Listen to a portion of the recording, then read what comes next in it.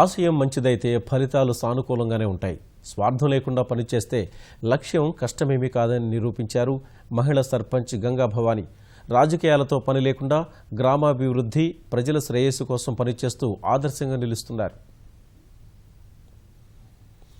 విజయనగరం జిల్లా శృంగవరపుకోట మండలం మామిడిపల్లి గ్రామంలో 300 కుటుంబాలు జీవిస్తున్నాయి. గ్రామాన్ని మద్యరహితంగా తీర్చిదిద్దాలని సంకల్పించిన సర్పంచ్ గంగా భవాని ప్రజల్ని ఒప్పించడంలో విజయం సాధించి ఆదర్శంగా నిలిచారు. మహిళా సంఘాలను ఏకతాటిపైకి తెచ్చి ప్రతి ఇంటికి తిరిగి మద్యం వల్ల వచ్చే నష్టాలు వివరించారు. భర్తల్ని బాగు చేసుకోండి, మీకు తోడుంటాను అని ధైర్యం చెప్పారు. వారి సహకారంతో బెల్ట్ దుకాణం లేకుండా చేశారు. గ్రామంలో అవగాహన సదస్సులు, ర్యాలీలు నిర్వహించారు. అనేక కుటుంబాల్లో వెలుగులు నింపారు. చేత నటింపింపు చేసి చెప్పడం జరిగిందండి.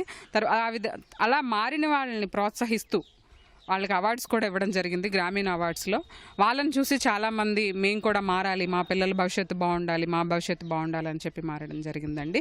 అయితే ఇక మీదట కూడా ఇంకా చాలామంది ఇంకా మద్యానికి బానిసలుగా ఉన్నారు. వాళ్ళని కూడా మార్పిస్తాం గ్రామస్తులందరి సహకారంతో, ఆడవాళ్ళందరి సహకారంతో. సంవత్సరాలు అయిందండి. ఈ రోజుకి వచ్చి తాగడం కానీ కైనా ఇలాంటి గట్ట అన్నీ మొత్తం ఆల్రెడీ మానేసినామండి. కైనా పాల సెక్పట్లం కూడా వేయను, ఓన్లీ భోజనం చేసిన వారికే మంది. 3 సంవత్సరాల కిందటండి, అప్పటి నుంచి మంది మానేస్తామండి మేము. అలాగే ఇప్పుడు సుమారు 15 మంది మానేసి ఉంటారండి ఇప్పుడు ఊళ్ళోను. ఎవరు బయట రాలేదు చెప్పుకోవడానికి బయటికి. మద్య నిషేధంతో పాటు గ్రామాభివృద్ధికి కృషి చేస్తున్నారు గంగా భవాని. స్వచ్ఛ గ్రామంగా మార్చాలని తీర్మానం చేశారు. ఊరిలో 100% మరుగుదొడ్ల నిర్మాణాలు పూర్తి చేశారు. బహిరంగ మల విసర్జన చేయకుండా ఇంటింటికి తిరిగి అవగాహన కల్పించారు.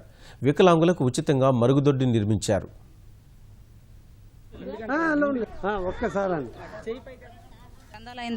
ఉచితంగానే చెప్తారండి. మొత్తం ఎంతమంది చదువుకుంటున్నారు అనేది అందరినీ కూడా మీరు అక్కడికి వచ్చి ఉదయం సాయంత్రం 7 నుంచి నైట్ 9 వరకు చెప్తారండి. ఎంతమంది వచ్చినా సరే మించి 10th క్లాస్ పిల్లలకి కూడా ఆవిడ ట్యూషన్ చెప్తారండి. అమ్మగారు చాలా మంచి ఆవిడ ఒకరు మీటింగ్ పెట్టి చెప్తాను. ఆవిడ మీటింగ్ పెట్టి బాత్రూమ్లో వాడాలా, బయటకు వెళ్ళకూడదు.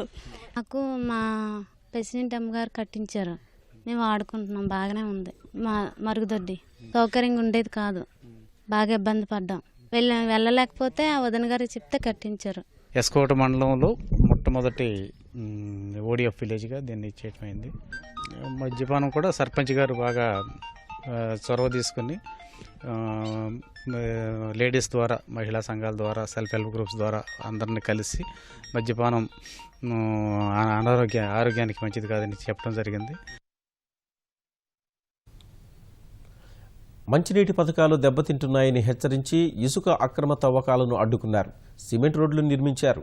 ప్రభుత్వం నిధులిస్తే భూగర్భ డ్రైనేజీ వ్యవస్థ ఏర్పాటు చేస్తారని చెబుతున్నారు.